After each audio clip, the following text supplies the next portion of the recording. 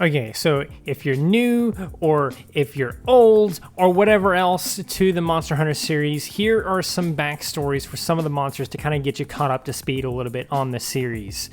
This is going to be all the monsters, of course, because we don't have enough time for that, but starting off with one of my favorites, Tobikadachi. They were a flying squirrel, right, with the unfortunate appetite for lizard nuts. Now, you see lizards, they like a very particular type of nut, right? So much so that they are literally just called lizard nuts. Now, these lizards often pay snakes and vipers to guard their nut stashes from flying squirrels. The squirrels, of course, will usually leave them alone if they see them guarded, but no. On the rare chance that they go far enough away from the nest or wherever they're guarding it at, or the squirrel just wants to take that risk, they will go for it anyway, right? And then the snake will attack. Usually this means the flying squirrel dies, but if lightning strikes at the exact same time on a Tuesday, then the snake and flying squirrel become fused. Now the lightning never actually goes away either, and this new adorable abomination must go on to shoot off spikes to release some of the excess electricity. Now Tobikadachis all live with the full knowledge of all the disgusting artwork you make of their species, so keep that in mind as you're fighting your Tobikadachis in the game.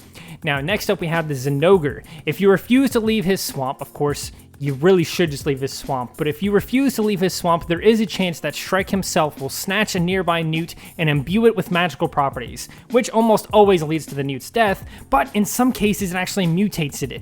Now this mutation drastically increases the newt's size and makes it meld with nearby stone until it becomes the basis of what a Zinogre is.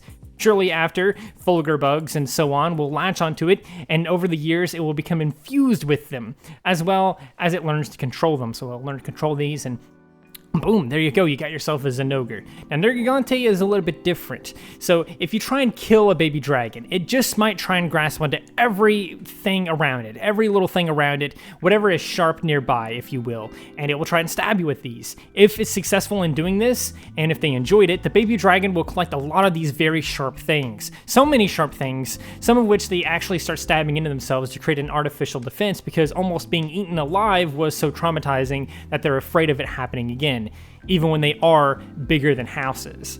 So over the years, these baby dragons grow with thousands of sharp spiky things embedded in them. These eventually become part of the dragon and tissue will develop over them. That said, Nergigante can actually still release these spikes at will, but if they release too many, they will become very scared and run away as they have flashbacks to almost being eaten alive again. So yeah, and Basil Geese, this one's super simple. It's just what happens if you drop a pine cone into some jet fuel. That's what you end up with. So you should never really drop a pine cone into jet fuel, or this is really what you end up with. So yeah. Now Nargacuga, on the other hand, this one is very interesting. So Nargacuga, there is this ancient ninja technique, right, known as the Panther. Ninjas who become so enveloped in this technique will begin to notice changes to their body. First, they will grow this tail, which will never stop growing, by the way. Rather than stop developing the technique, these ninjas become addicted to it, or at least 99% of the times they'll become addicted to it. Now, they begin using these new features to fight off their enemies in better and better ways, laying waste to entire armies sometimes. Now, their tails eventually become so large on their bodies, and it becomes fused with their weapons because, it never stops growing, and they like to hold the weapons in their tails because, it's a nice way to hold an extra weapon or whatever. They end up getting fused because it never stops growing, right? The next change happens with the eyes, which become red and able to perceive reality in new ways. Eventually, their body is forced to grow because the tail is becoming too big for it, and so the clothes won't fit anymore, and so they grow a thick fur. Eventually, because they were growing all over so much, their weapons become fused to their arms too, and they have to give up their ninja ways and humanity. This is when they finally become a Nargacuga.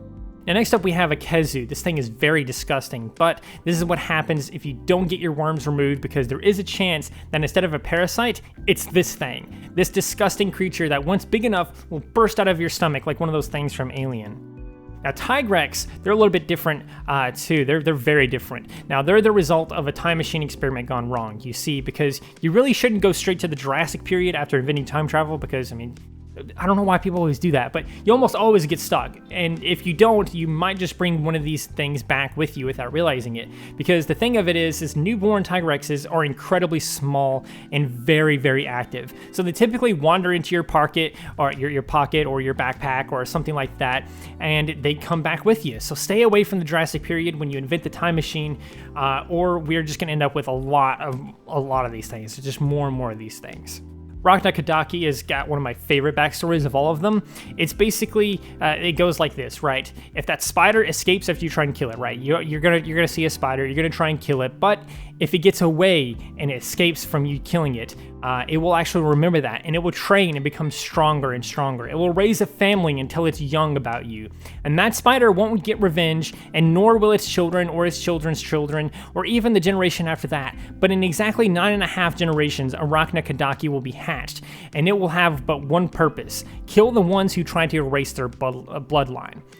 They only grow worse and worse with later generations, eventually becoming the Pyra-Raknakadaki, and who knows what else. Now, the Mitsune, this one is a learning experience, really. So have you ever wondered why artists, they always tell you not to leave your paintbrushes in a cup of water for too long or whatever? Have you ever wondered why, and maybe even gotten a little bit curious at what would happen if you did?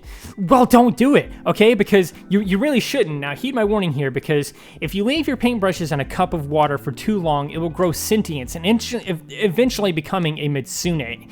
This creature will be born of filth, yet crave only cleanliness. A tragic display of irony in action, really. Now, if you have so much as a single speck of dirt, this beast will blast you with exploding bubbles and clean the only way it knows how, which is by eliminating the source.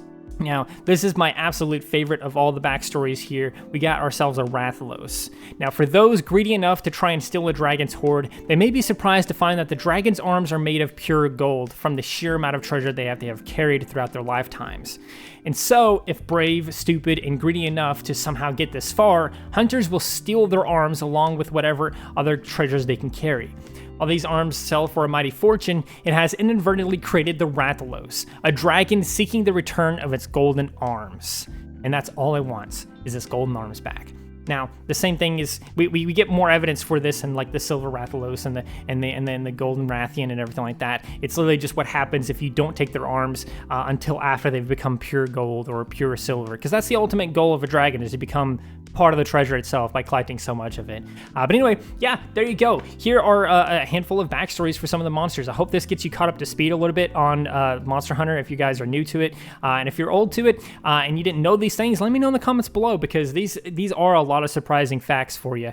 So yeah, hope you guys enjoyed this. If you did, please do consider liking, subscribing, sharing, and doing all those wonderful things like that, because when you do wonderful things like that, not only do you get access to wonderful content such as this, but you also get to become wonderful yourself, and I think we all want that. So do those wonderful things, and until next time, stay wonderful.